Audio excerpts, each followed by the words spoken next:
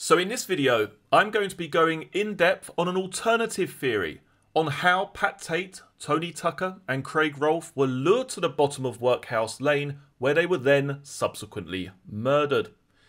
Now this theory is embedded in the police statement given by Craig Rolfe's then common law wife, Donna Jaggers, and could shine a completely different light on the murders of Tucker, Tate and Rolfe. Take a listen to the following. The following statement is from Donna Lynn Jaggers, dated the 14th of the 3rd, 1996. I am the common law wife of Craig Rolfe, whom had been my partner for 7 years. I have been asked about Craig's association with Tony Tucker and Pat Tate and their involvement with drug dealing and the circumstances surrounding their deaths. Craig had been involved with Tucker for approximately 3 or 4 years and was registered as a director of Tucker's security company running nightclub doors. This was in name only, and I know Craig never had any involvement in running the business. His association with Tucker started as a result of Tucker buying drugs from Craig. They then became more involved as time went on and they started doing drug deals together. In early '95, Craig was not being very active and was not completing many deals, therefore he did not have much money. He was being promised that a large deal was due which would provide him with plenty of money. In the meantime, we were scraping to get by. I later learnt from Craig that a person called Mickey the Pilot, who I now know to be called Michael Steele, was a friend of Pat Tate, who in turn was a friend of Tony Tucker. Steele I understood to be a pilot who brought drugs into the country, and I understood that he had been in prison for it. Craig told me that Steele was a ruthless person who really didn't think very much of other people.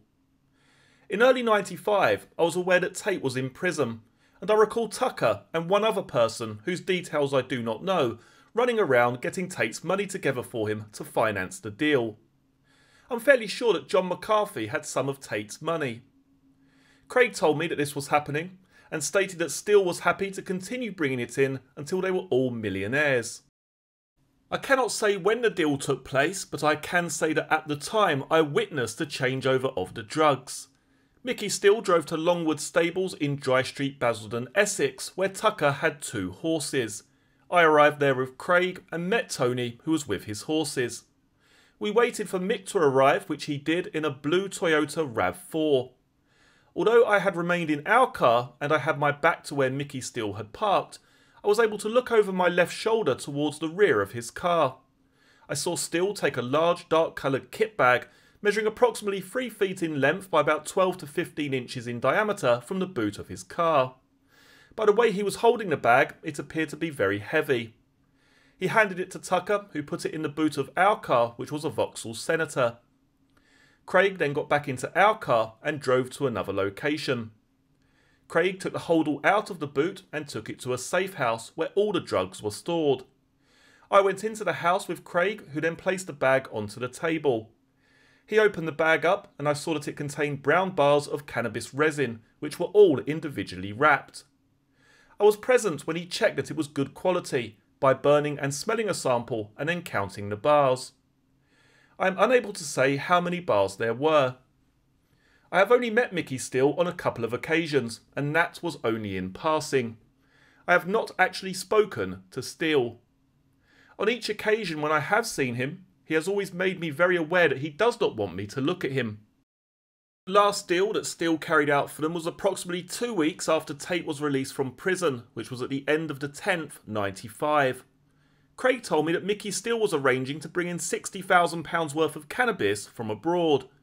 Craig put in £7,000, Tucker put in £20,000, and Tate and a 4th person called Barry Dorman were putting in the remainder of the money. A couple of days before the cannabis was collected, I went with Craig to Tucker's home address in Fobbing, Essex, to hand him the £7,000, which was in a Tesco's carrier bag. The money was handed to Tucker, who in turn was going to hand it to Steele. We were only at the house for about 5 minutes, and as Craig and I were leaving and walking down the driveway towards our car, I saw Mickey still walking up the driveway towards the house. He passed by us and nodded to Craig. He did not speak to or acknowledge myself. Steele had come from a white car, which I believe he had been driving. I cannot say what the car was, but it was clean and had the appearance of an average family saloon. There was a second male in the car who had short dark hair and appeared to be a little bit younger than Steele. He appeared clean shaven, but I did not take any further notice. We got into our vehicle, which I believe was a Vauxhall Frontera which had been loaned to Tate by Barry Dorman, and left. A couple of days later, Craig told me that Steele had been arrested by customs officers whilst he was taking his boat from the water. This was following him dropping the cannabis off at a safe point on the coastline about 3 miles away. That same day, Tate was arrested during the early afternoon, having crashed Tucker's Porsche car in Southend. I was at work and would have finished at 1500 hours that day. Craig picked me up from work and told me what had happened to Steele. About 1600 hours, Tucker phoned Craig on his mobile phone and told him about his car and what Tate had done to it. About 1800 hours that day, Craig and I drove to Southend Police Station to collect Tate. Once in the vehicle, I became aware that Tate already knew about Steele being arrested. He then used Craig's mobile phone to ring Jackie Street.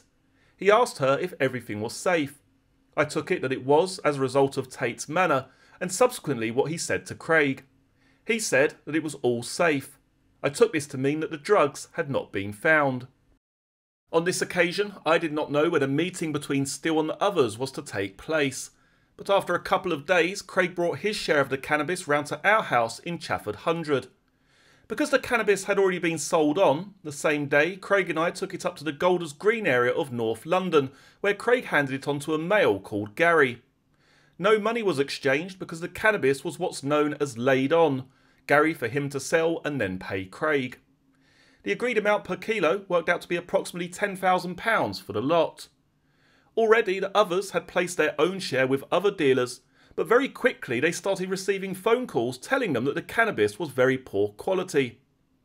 I learnt through Craig that Tate and Tucker were very agitated because Steele during this time was trying to push the price that he wanted up.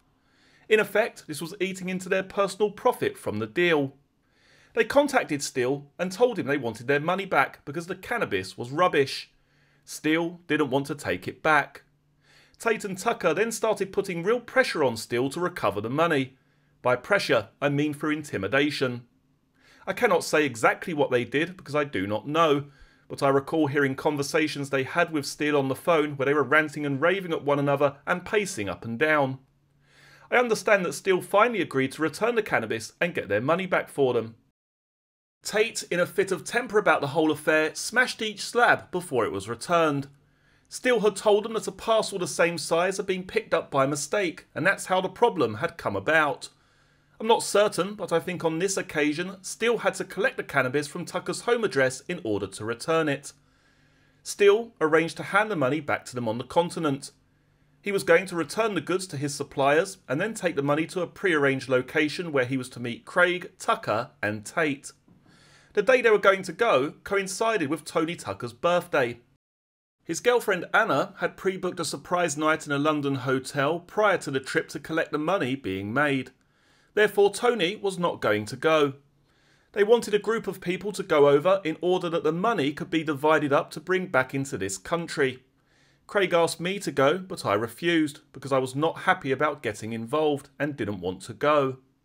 The eventual party consisted of Barry Dorman and his wife, who went in their own car, Pat Tate and Craig with 3 girls, Donna Garwood, Liz Fletcher and Gaynor Hazer. They travelled in the Range Rover and left via Harwich. Craig did tell me where they went to, but I cannot remember the location or where they stayed. I know that they stayed overnight in a hotel and were met by Mickey Steele. I was told he met Tate and they went into a separate room. They returned the next day with the money. Whilst all this was going on, I was told that Steele was promising Tate that he had a big job lined up for him. Craig told me that Steele had approached Tate and asked him to nick someone else's gear from them. I understood that Steele had been asked by a London-based drugs firm to import 30 kilos of Charlie, and I believed that he was going to bring it in by plane from Holland. He had told Pat Tate that he was going to be given £50,000 as an upfront payment to take to Holland, and he was going to bring the Charlie back in company with a member of the London firm. The idea was that Pat Tate and Tony Tucker would rob the firm of the Charlie when it arrived over here. Steele had stated that he wanted to share it between them, and had told the firm that he was going to land near to Clacton. Craig told me that Steele was planning to actually land in South Essex, but I never knew exactly where this was likely to be. Craig, Tony and Pat had previously obtained a machine gun from a man called Mad Mick Bowman, and the details of this are subject of a previous statement. Tate and Tucker were going to use the gun on the man from the firm in order to take the Charlie. I knew that they had made sure the gun worked, but I did not know how far they were planning to go when they robbed the firm. Steele was going to land the plane, and Tate and Tucker were going to then take the complete load. It was going to be split eventually 10 kilos each, and was going to be taken to John McCarthy. Craig told me that McCarthy was going to pay them nearly £1 million for the load, which was for Tate or Tucker to divide. Not long after Craig had told me about this, he told me that Tate and Tucker had decided that he was going to drive the load away once it had been taken and go to McCarthy's with it. They had told Craig that they intended to rip Steele off by cutting 3 kilos of cocaine into 10 kilos of impure. This would have resulted in Tate and Tucker having 27 kilos between them. The remaining 3 kilos was going to be taken to Mick Bowman, and he was going to cut it for them. I do not know what the arrangements were to get the 3 kilos to Bowman, or to get the 10 kilos of impure back to Steele. By this time, I was getting very worried by Craig's involvement, and told him that I didn't want him to have any part in it. He told me that Steele didn't know that he was going to be driving, and he convinced me that he wasn't as heavily involved as the other two in what was going to happen.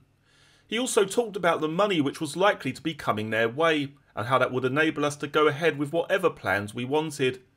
I realised that I wasn't going to be able to talk him out of it, and, albeit I didn't really want him to go through with it, I gave up in the end. I believe that by this stage, he was in too deep. Craig told me that the money had been paid to Mickey Steele, who had taken it to Holland. The weather had changed, and there was now snow on the ground. Craig told me this was causing them delay, and they were waiting for it to clear. Okay, so this is the key point here, and I'm going to give some further information to back up what is stated here in this police statement. Now, Donna Jaggers gives the very distinct impression that Michael Steele is in Holland. Take a listen again to the following. Craig told me that the money had been paid to Steele, who had taken it to Holland. The weather had changed, and there was now snow on the ground. Craig told me this was causing them delay, and they were waiting for it to clear. So that clearly states there, doesn't it, that Craig had told her that the money had been paid to Mickey Steele, who had taken it to Holland. Now, I'm not just going to go based on this, I'm going to also show you some of the phone evidence which could back up this version of events. Did Michael Steele tell Tucker, Tate and Rolfe that he wasn't even in the country? I'm in Holland, I'm bringing the stuff over. And Mickey Steele was waiting down the lane. Is that a possibility? Because bear in mind, let's just think about what we've been told in this story. That one of the main motivating factors for Michael Steele to kill Tucker, Tate and Rolfe is this idea that Michael Steele is afraid for his safety. Michael Steele is in fear for his life. But a question that many people have is, well, if that is the case, and Michael Steele is so fearful of these individuals, why did he get in the Range Rover unarmed with these 3 lunatics? Would he actually do that if this was the main motivating factor for killing Tucker, Tate and Rolfe? Would it not make more sense and add a little bit more credibility to Michael Steele's story, or ruse, shall we say, by saying to Tucker, Tate and Rolfe, I'm going over to Holland, I've been paid the money, I'm going over to collect the goods and I'll be flying them over at X, Y and Z. And in the meantime, Jack Womes is the organiser. Now, you might say, no, that's ridiculous, because the impression that we get is that Jack Womes is on the outside. Jack Womes is the messenger. Jack Womes is the person who's accompanying Michael Steele to this meet. Michael Steele is the number 1, Jack Womes is the number 2. But if Michael Steele isn't in the country, although he clearly is, but if Tucker, Tate and Rolfe believe that Steele isn't in the country, who takes over? Who takes over the planning? It would be Jack, wouldn't it? So let's take a look at the phone evidence. Let's just humour this for a second. Let's just say that Tucker, Tate and Rolfe believe that Michael Steele is in Holland. He's not even in the country, right? The day before the murders, let's bring up the phone evidence. The day before the murders, we have Pat Tate receiving a phone call from the halfway house payphone at 17:05. We have Liz Fletcher's statement that states that in the early evening of the 5th, Tate receives a phone call and his attitude completely changes. He goes from being stressed out, worried to, oh, I'm fine now, I'm all right. Look at what happens after that telephone call from the halfway house. Tate calls Tucker's mobile 3 minutes later. 2 minutes after that, Tucker's mobile to Tate's mobile. 1 minute later, Tate's mobile to Tucker's mobile. 1 minute later, Tate's mobile to Rolfe. They're all contacting one another. They've had some news. The news has been passed. Tate's attitude has completely changed.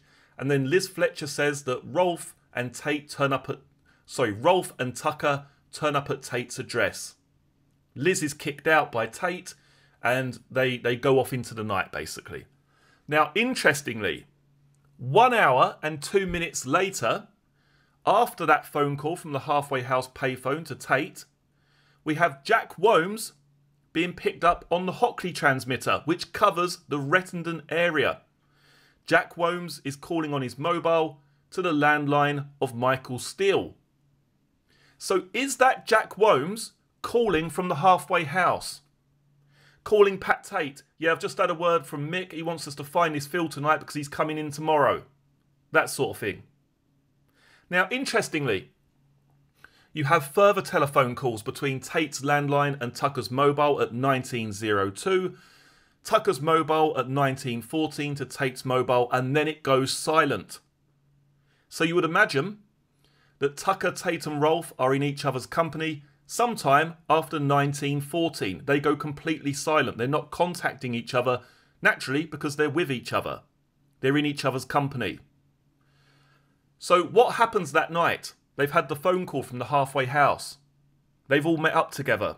What happens that night? Well, Tate then speaks to Liz again the following day, the day that they're killed, the 6th of December. And Pat's ranting and raving on the phone to Lizzie because he's been in a field all night with Tucker and he's muddy. So put that together. You've got interestingly here as well, you've got no telephone calls from Michael Steele to Tucker, Tate or Rolfe. He's gone completely AWOL. He's disappeared off the face of the earth. There's no calls between Steele, Tate, Tucker and Rolfe in the days leading up to the murders. Now, why is that? Is that because there is some truth to this part of the statement that Steele is creating this illusion that he's gone to Holland? That's why he's not calling them. That's why there's no contact. And he's put Jack in charge. Why is Jack connecting to the Hockley transmitter at 18:07, the day before they're murdered?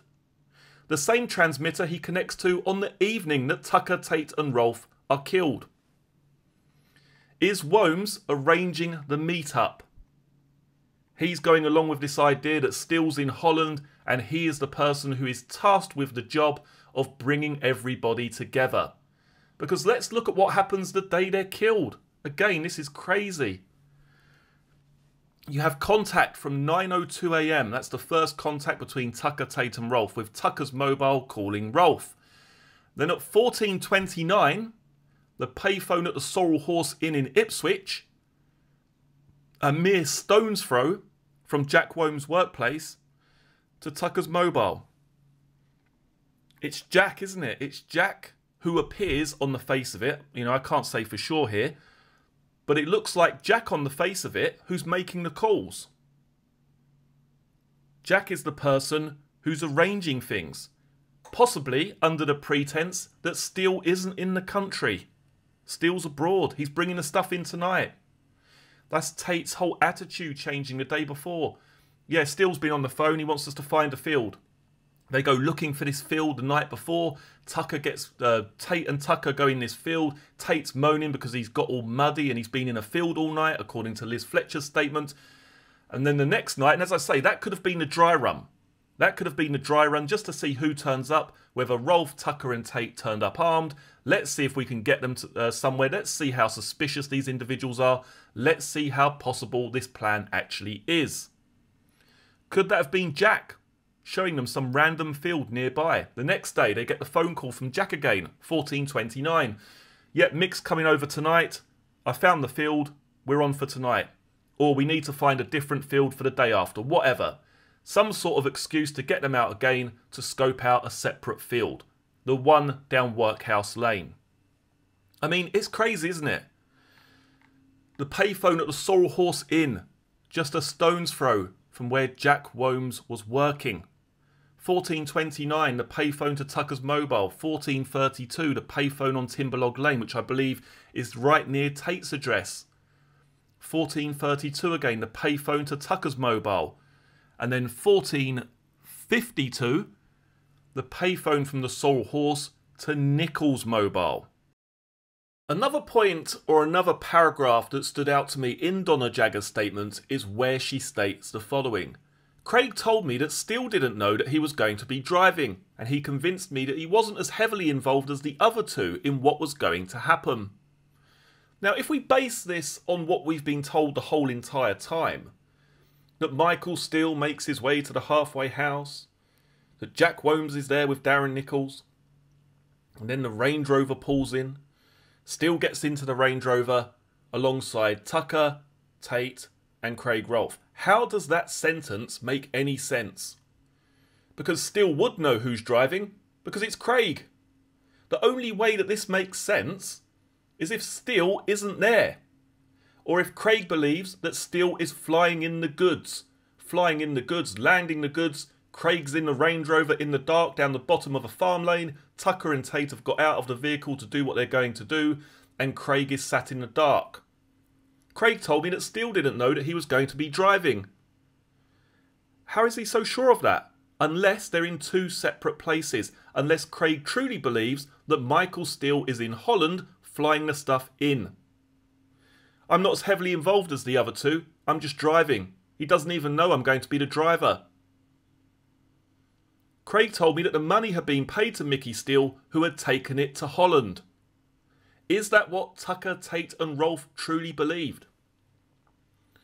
Was that the element of surprise? Again, when you hear that information, the next thing I did was look at the phone evidence. Well, does that make any sense? Was Steele in contact with these individuals? No, he wasn't. He was laying low. He was distancing himself from Tucker, Tate and Rolfe in the lead up to these murders. Again, when you look at this on the face of it, it's Jack Womes who's front and centre. 17:05, the mystery call from the halfway house payphone to Tate. Everything's sorted now, everything's great. Let's get Tucker and Rolfe round. They then somehow end up in a field with Tate getting muddy. The abundance of calls after that mystery phone call from the halfway house. 17:08, 17:10, 17:11, 17:12, 17:20, 17:35. And then Womes connecting to the Hockley transmitter, which services the Rettendon area at 18:07. Womes mobile to Steele's landline. Yeah, of course. I mean, again, this is pure speculation here. But did that conversation go something like, yes, I've spoken to Tate, everything's fine, I'm going to show them where the field is tonight, or I'm going to show them where this field is, we're still going to be on for tomorrow. What they're hoping to do the day before the murders is to get Tucker, Tate and Rolfe out of there, just see how they behave, are they armed, is this going to be feasible, can we pull this off the following night? Yes, they can. Because a similar sort of thing happens the following day. They get the random phone call, 14:29 from the payphone, to Tucker's mobile, let's meet up tonight, we're on. The payphone, a stone's throw from Jack Womes' workplace. Not Michael Steele's home, not Michael Steele's engineering business, Jack Womes' workplace. What we also need to remember, and what is sometimes very easy to forget, is that the story we're told, the story that's put forward in documentaries and films on multiple occasions, is that the Range Rover goes to the halfway house, and then we go to the Hungry Horse, and then the Hilux gets parked here. That's all based on Darren Nichols' version of events. It's only based on Darren Nichols' version of events. Realistically, we don't know for sure whether the Range Rover ever went to the halfway house. We don't know if they ever went to the Hungry Horse. We don't know where Steele parked his Hilux. Because what we don't have in this case is independent third-party witnesses. We don't have the landlord coming out saying, oh yeah, I saw the Range Rover parked outside the pub. I saw the Range Rover parked here. We don't have that in this case. We have the phone evidence alongside Darren Nichols' version of events. It's Darren Nichols that claims that the Range Rover went to the halfway house. It's Darren Nichols that claims that Michael Steele parked his Hilux here, that Jack went there. It's all based on Darren Nichols' word. That's all it is. So with this case, it does allow you to open your mind a little bit and think about different possibilities based on what the phone evidence tells us, based on where these individuals were at certain times. It allows a bit of scope for a bit of imagination. And when you hear something like that Craig told me that Michael Steele had been paid the money and he's basically gone to Holland, and then you look at the phone evidence and it appears that Michael Steele isn't in contact with these three individuals in the lead up to these murders, and it appears that Jack Womes has taken the reins, so to speak, in the organisation, potentially, that does make it quite feasible.